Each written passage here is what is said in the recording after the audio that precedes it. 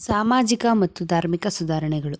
ಸಾಮಾಜಿಕ ಮತ್ತು ಧಾರ್ಮಿಕ ಸುಧಾರಣೆಗೆ ಶ್ರಮಿಸಿರೋದರಲ್ಲಿ ಪ್ರಮುಖರಾದವರು ದಯಾನಂದ ಸರಸ್ವತಿ, ರಾಮ್ ಮೋಹನ್ ರಾವ್, ಮಹಾದೇವ ಗೋವಿಂದ ರಾನಡೆ, ಜ್ಯೋತಿಬಾ ಫುಲೆ, ಸ್ವಾಮಿ ವಿವೇಕಾನಂದ, ಅನಿ ಬೆಸೆಂಟ್. ಮೊದಲಿಗೆ ನಾವು ಸತ್ಯಶೋಧಕ ಸಮಾಜದ ಬಗ್ಗೆ ತಿಳ್ಕೊಳ್ತಾ ಹೋಗೋಣ. ಸತ್ಯಶೋಧಕ ಸಮಾಜದ ಸ್ಥಾಪಕರು ಜ್ಯೋತಿಬಾ ಫುಲೆ ಅವರು. ಸ್ವಾತಂತ್ರ್ಯ ಪ್ರತಿಯೊಬ್ಬ ಮನುಷ್ಯನ ಪ್ರಥಮ ಅವಶ್ಯಕತೆ. ಸ್ವಾತಂತ್ರ್ಯವಿಲ್ಲದಿದ್ದರೆ ವಿಚಾರಗಳನ್ನು ಅಭಿವ್ಯಕ್ತಿಗೊಳಿಸಲು ಸಾಧ್ಯವಿಲ್ಲ ಎಂದು ಪ್ರತಿಪಾದಿಸಿದರು.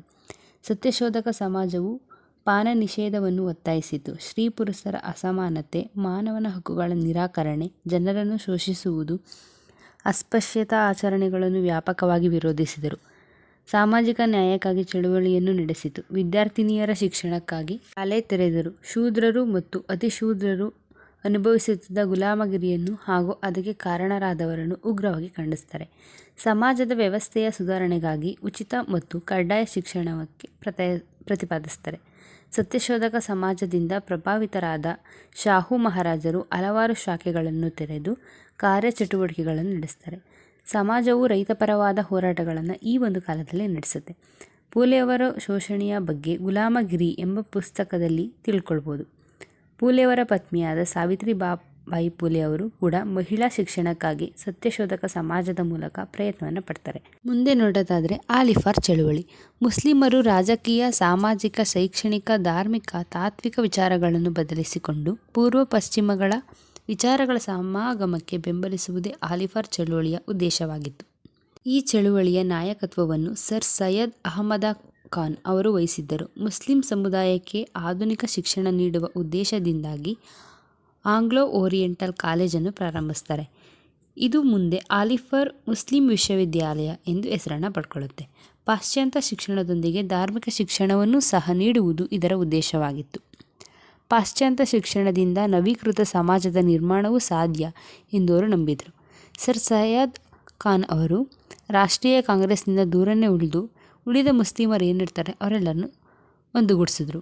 ಸ್ತ್ರೀಯರ ಶಿಕ್ಷಣವನ್ನು ಬೆಂಬಲಿಸಿ ಬಹುಪತ್ನಿತ್ವವನ್ನು ಹಾಗೂ ವಿಧವಾ ವಿವಾಹದ ವಿರುದ್ಧದ ವಿಚಾರಗಳನ್ನು ಖಂಡಿಸಿದರು. Next, Ramakrishna mission. ರಾಮಕೃಷ್ಣ ಪರಮಹಂಸರು ದಕ್ಷಿಣೇಶ್ವರದಲ್ಲಿನ ಕಾಳಿ ದೇವಾಲಯದ ಅರ್ಚಕರಾಗಿರ್ತಾರೆ. ಅವರ ಚಿಂತನೆಯು ಭಾರತೀಯ ಸಂಸ್ಕೃತಿಯ ಆಧಾರವಾಗಿತ್ತು. ಅವರ ಪ್ರಕಾರ ಎಲ್ಲ ಧರ್ಮಗಳು ಸಮಾನ.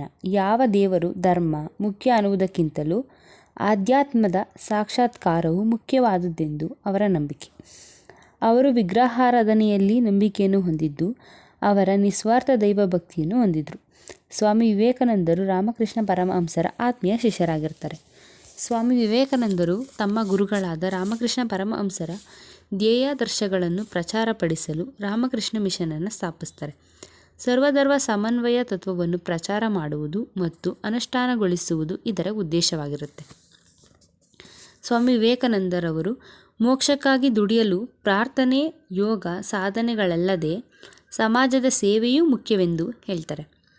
ರಾಮಕೃಷ್ಣ ಪರಮಹಂಸರ ಆಶ್ರಮವು ಶಿಕ್ಷಣ ಮತ್ತು ಸಮಾಜ ಸೇವೆಯ ಮೂಲಕ ಸಂಸ್ಕೃತಿಯ ಬೆಳವಣಿಗೆಯನ್ನು ಮುಂದುವರಿಸುತ್ತದೆ. 1893ರಲ್ಲಿ ಸ್ವಾಮಿ ವಿವೇಕಾನಂದರು ಚಿಕಾಗೋ ವಿಶ್ವಧರ್ಮ ಸಮ್ಮೇಳನದ ಸರ್ವಧರ್ಮ ಸಹಿಷ್ಣುತೆ, ಸಕಲ ಧರ್ಮಗಳು ಸತ್ಯ ಎಂದು ಪ್ರತಿಪಾದಿಸಿ ಭಾರತದ ಹಿರಿಮೆಯನ್ನು ಜಗತ್ತಿಗೆ ಸಾರಿದರು.